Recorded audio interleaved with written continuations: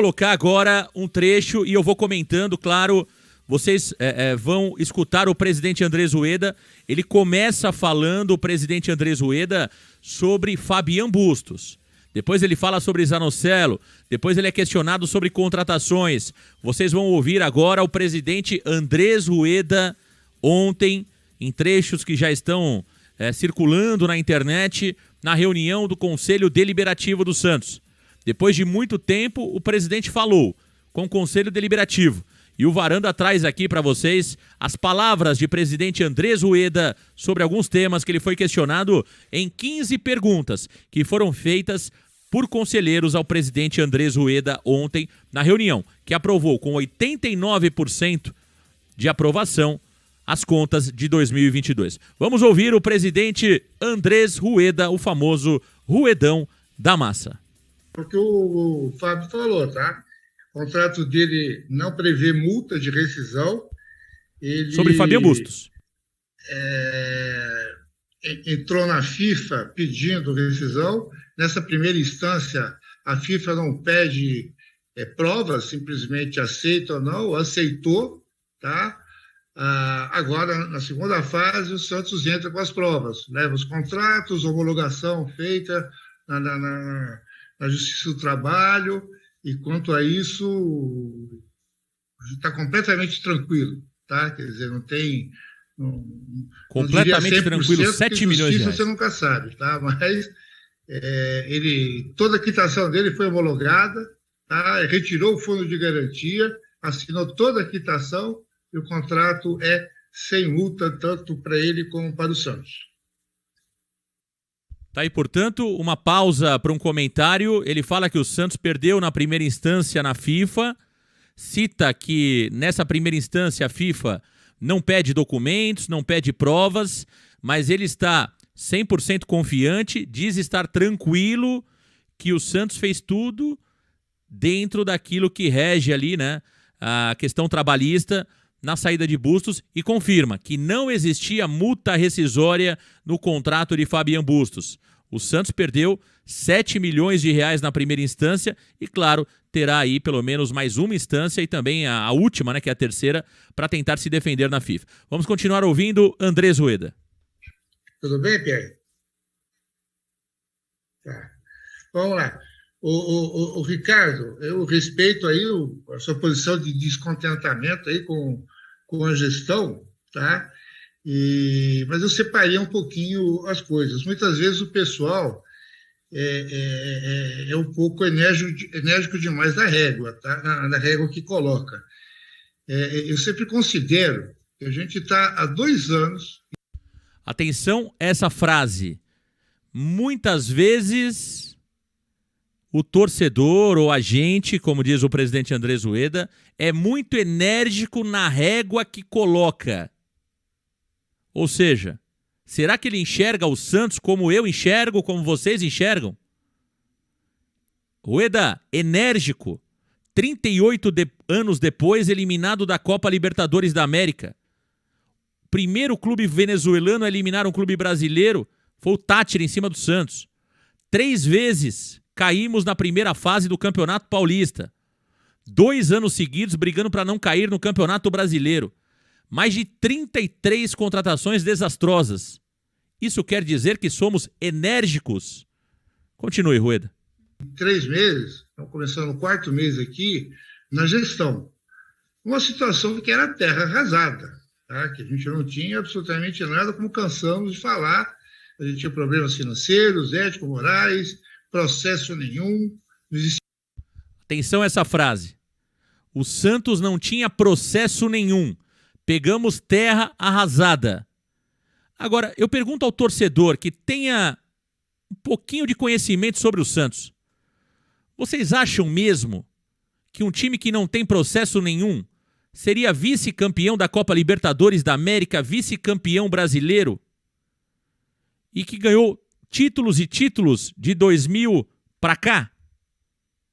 Será que faz sentido que o Rueda pegou essa terra tão arrasada assim? O Santos tinha um elenco que ele conseguiu vender o elenco todo a preço de banana. Será que o Santos conseguiria ter trazido profissionais como trouxe, de grande gabarito, se de fato a terra estivesse tão arrasada assim? Vamos ouvir. Não tinha absolutamente nada. Agora, um pouco de justiça, esse descontentamento total. Não nego, no futebol deixamos a desejar, tá? Mas acho que a visão que tem que ser feita da gestão é no todo, tá? É no todo, lembrando da situação que a gente estava, tá? Então, mas eu respeito o seu descontentamento. O carrega, legal, Zanocelo, deixa eu explicar a situação. Atenção à explicação sobre Vinícius Zanocelo. Percebam a contradição de Rueda quando ele fala que no momento da compra o Palmeiras tinha interesse e depois, ao justificar o empréstimo para o Fortaleza, ele fala que ninguém tinha proposta por Zanocelo. Percebam. Zanocelo, quando veio, ele tinha o valor do passe estipulado, tá? Para ser pago no fim do empréstimo, à vista, tá? A gente, dentro daquela política de contratações, que era empréstimo sem custo, tá? Ele tinha um valor que seria descontado se a gente exercesse a opção de compra, salário baixo para o padrão do mercado, tá? E ele foi trazido assim. Ele começou, acho que discordo um pouquinho de você, ele começou a ter um desempenho razoável no seu início, tanto é que ele despertou interesses de alguns clubes. Entre eles, o próprio Palmeiras tinha interesse na situação dele. E houve tratativas, tá? No contrato, tinha uma cláusula que dizia o seguinte, né? Se alguém tiver interesse de levar o jogador, ou o Santos exerce a opção e paga o valor à vista, ou tem que deixar sair. Então, houve uma negociação com os empresários. O que a gente conseguiu? A gente exerceu a compra do Zanocelo e parcelou em 15 vezes. A gente fez o parcelamento em 15 vezes. Legal, no futebol é interessante, né? Dá até raiva, né? Você faz contrato, renova contrato e putz, aí o jogador parece que começa a declinar de produção. Olha que ponto. Ele coloca, então, a responsabilidade na falta de sorte, no azar.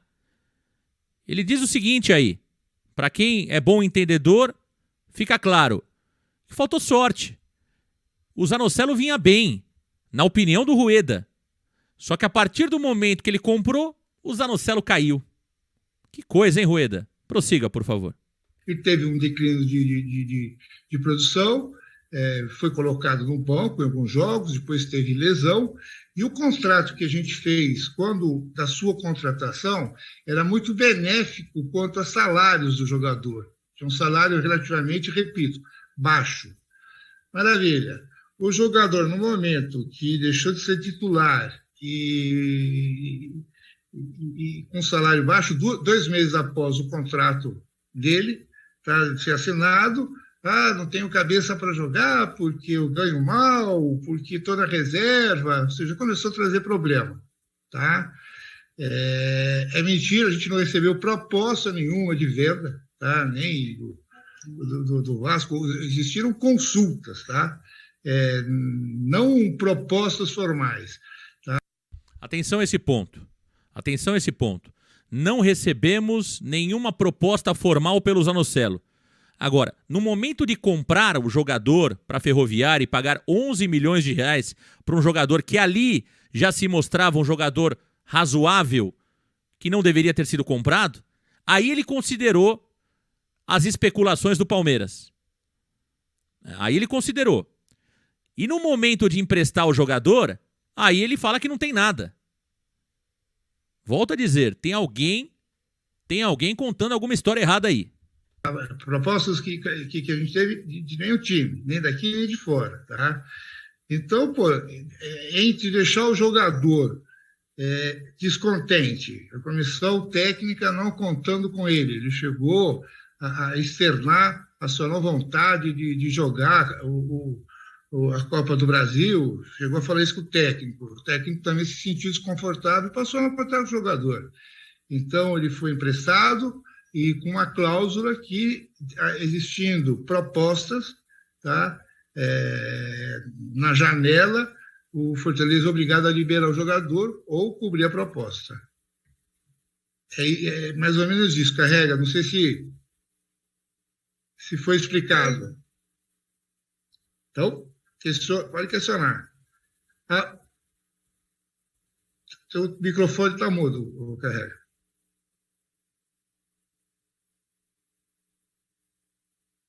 Oi, assim, a resposta que o senhor deu não foi uma resposta assim que convenceu, sinceramente.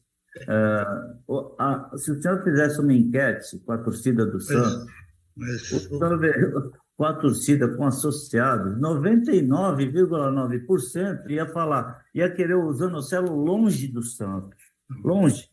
Ele não aprovou. Então, como é que eu vou contratar um jogador? Não sei se foi 12 milhões. O Santos não está com dinheiro para gastar com um jogador desse nível. É isso que eu não me conformo, é o nível das contratações. Perfeito conselheiro, né? Perfeito conselheiro. O mesmo presidente que fala que o Santos não tem dinheiro para contratar, ele está defendendo na reunião do conselho a contratação de um jogador razoável por 12 milhões de reais, com a justificativa que vai pagar em 15 vezes. A conta é muito simples. O Zanocelo, se você dividir aí 11 milhões de reais, e vamos falar aqui sem juros, hein? E vamos fazer essa conta aqui sem nenhum tipo de juros, nenhum tipo de correção, mas vocês vão perceber que o Zanocelo custa ao Santos Futebol Clube quase 850 mil reais por mês. Quase 850 mil reais por mês é o que custa Vinícius Zanocelo ao Santos Futebol Clube. Vamos ouvir. Respeito muito a sua gestão, mas algumas coisas elas não têm cabimento. Então, gasta-se dinheiro, o Santos não tem dinheiro para contratar. Aí, quando vai contratar, contrata jogador que não tem condição de jogar no Santos. E gastando muito. Gilberto, vamos lá, matéria opinativa. Tá? Eu não dei uma versão, eu te expliquei exatamente o que aconteceu no caso do Zanocelo. Agora, quanto à opinião de A ou B, tá? Quer dizer, a gestão, ela fez a avaliação e, no momento, achou que tinha que contratar o jogador. Tá? E, repito, a condição financeira era favorável, foi em 15 parcelas.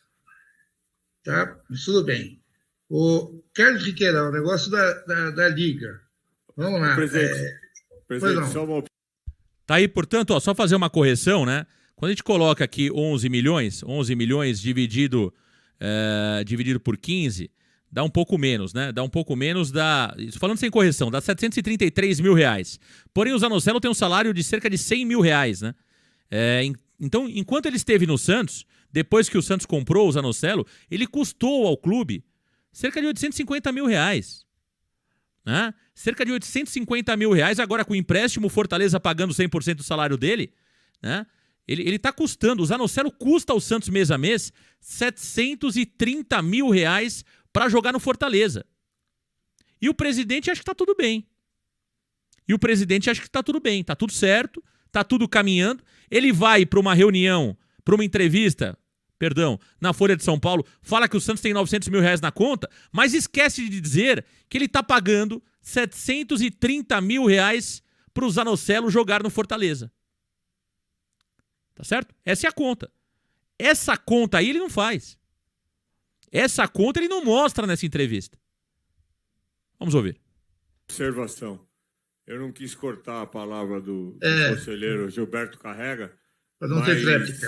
Quem passa a palavra aqui nessa reunião sou eu, viu, presidente? Não é reunião do CG, não. Opa, o Celso Jatene deu uma cutucada aí no presidente Andrés Rueda. Tá aí, o presidente Celso Jatene ficou meio bravo que o Rueda estava mandando, inclusive, na reunião do conselho, hein? Celso Jatene fala aí, presidente, quem passa aqui a palavra sou eu, que sou presidente do conselho. Aqui não é reunião do CG, que tem tréplica, que tem resposta, que tem discussão. O Jatene tá bravo. Será que nós temos aí um momento de de briga entre Celso Jatene. O Celso Jatene adora o Ruedão, hein? Crise no relacionamento do Ruedão da Massa com Celso Jatene, mamãe, hein? Aqui é a reunião do Conselho Deliberativo. Então, o presidente aqui sou eu. Então, esse modelo de debate com tréplica e tal não está previsto.